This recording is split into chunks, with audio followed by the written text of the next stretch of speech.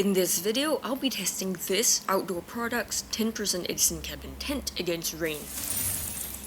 It did not rain while I was using this tent, so I had to make do with this water hose, and it looked like this. I think this can be considered to be somewhat moderate rainfall. I did this for an hour and concentrated the rainfall on the front of the tent. The Rainfly only partially covers the Outdoor Products 10% tent, which is to prevent water from seeping in through the ceiling mesh. The vertical seams on the Rainfly that protect the tent have all been taped, as you can see here. The roof of this tent is curved, so water doesn't collect at the top and instead drips down.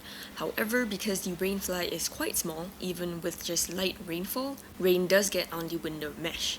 I like that the extended eaves of this Outdoor Products tent do hold the Rainfly away from the tent body, so the water avoids most of the window mesh, and you can probably crack them open a bit. But in heavy rain and wind, it's best to keep them fully closed. This Outdoor Products 10% tent has bathtub flooring that's about 5 inches high, which I find very useful, especially during heavy rains and light flooding.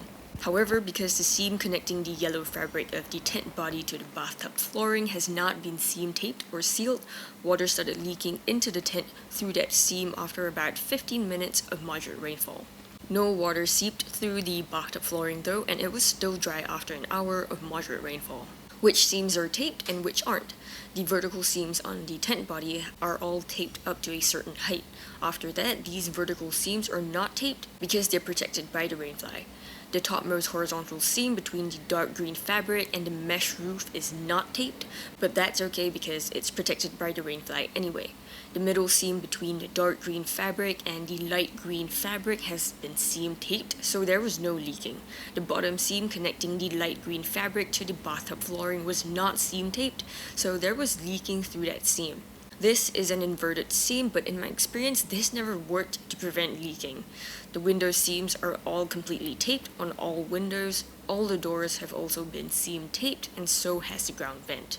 I noticed a little bit of leaking through the side door in the front of the tent that I put through moderate rainfall. It was leaking a little bit through the zip. Not great, but not the worst I've seen either. There was no leaking through the T-door at the side of the tent, and it had extra fabric here to catch water in case it leaks in. Also, when I opened the door to get into the tent, the door drooped back into the tent and the water that was on the door got into the tent.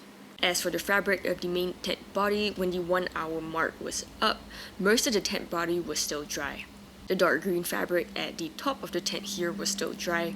The lighter green fabric at the bottom of the tent here was also still dry, but it felt almost wet. I'm not really sure how to explain it, but I feel like if I had continued the rain test, it might start seeping in through the fabric here, especially because it was exposed to a lot of rainfall.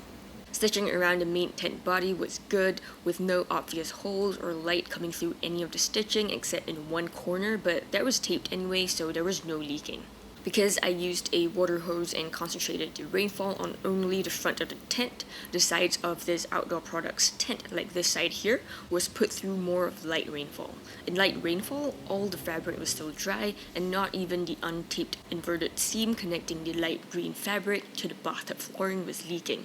So basically, this Outdoor Products 10% instant cabin tent is great in light rain with no leaks at all, but in moderate rainfall, you'd need to seal this inverted seam and maybe even waterproof the fabric if you're expecting many hours of moderate rainfall.